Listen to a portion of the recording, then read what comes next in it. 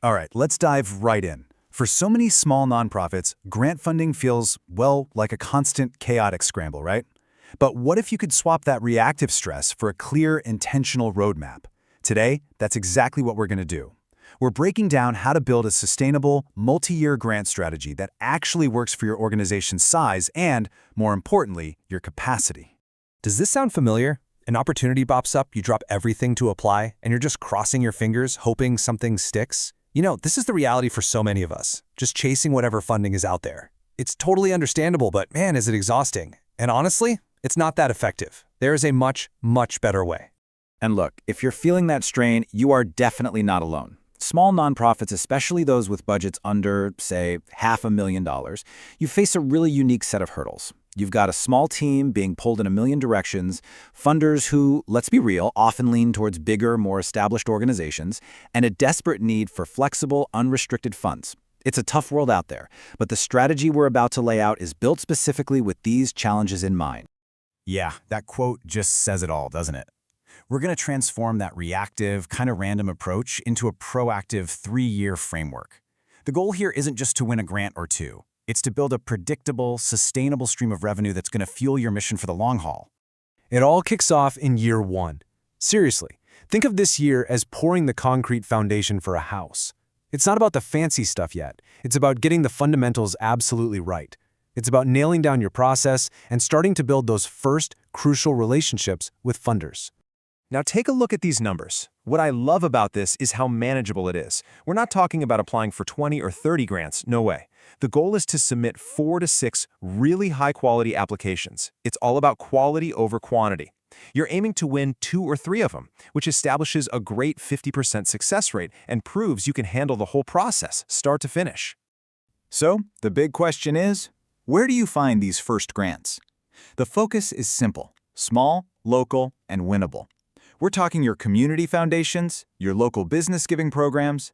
You want to deliberately steer clear of those huge, super competitive national foundations for now. Remember, you're not just getting money, you're building a track record. You're building credibility that's going to open up much bigger doors down the road. Okay, so let's fast forward to year 2. You've built that solid foundation. Now that you've proven the concept and have a few relationships under your belt, it is time for strategic expansion. This is where the growth really starts to pick up steam. In year 2, you can see everything starts to tick upwards. You're aiming for about 8 to 10 applications in total, looking to grow your active funder relationships to somewhere between 6 and 10. You'll do this by going back to your year 1 funders. A lot of them will renew or even give you more, while also strategically adding some state-level and mid-sized foundations into the mix. Those in the $50,000 to $100,000 range. And that brings us to the payoff, year 3.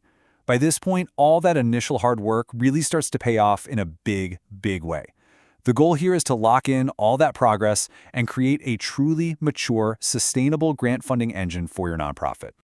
And this right here, this is what that beautiful, sustainable portfolio looks like. It's a healthy, diversified mix. You've still got your base of smaller community grants, a big slice from those mid-level foundations, and now you've earned the credibility to land a couple of larger, maybe even government grants. The absolute key rule of thumb here: no single grant should be more than 25% of your total revenue. That is your safety net. So, with this awesome grant engine humming along, it might be tempting to just let it take over your whole fundraising world. But how do grants fit into the bigger picture? This is a point you absolutely cannot skip over. A truly healthy and resilient nonprofit never, ever relies on just one source of income. As you can see here, grants should ideally make up about a quarter to maybe a third of your total budget. They are a critical piece of the pie for sure, but they have to be balanced by individual donors, events, and maybe some earned revenue. Diversification is everything when it comes to long-term stability. I want you to think of this slide as a giant flashing warning sign. If your grant funding ever starts to creep above 40% of your total budget, alarm bells should be going off. Why?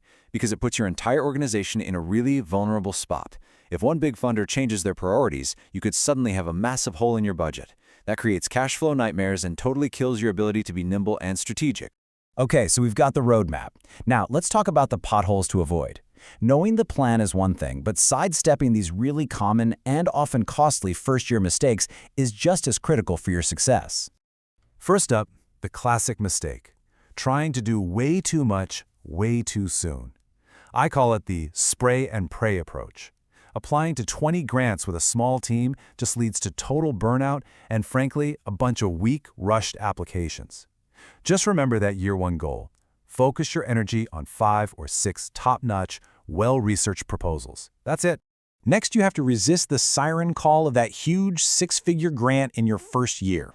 I know it's tempting, but you're probably not competitive for it yet. You need to build your credibility first with smaller, local funders, the ones who are more likely to take a chance on a newer organization. Those early wins are the stepping stones you need to get to the bigger awards later. And on a similar note, be super careful with government grants right out of the gate.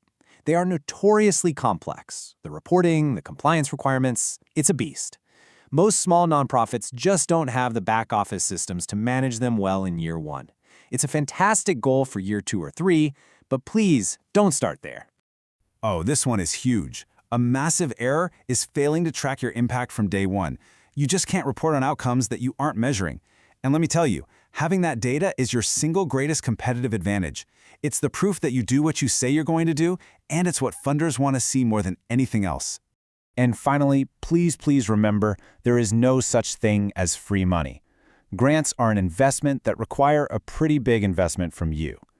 Every single grant you win, no matter the size, is going to take somewhere between 10 and 40 hours of staff time to manage, track, and report on.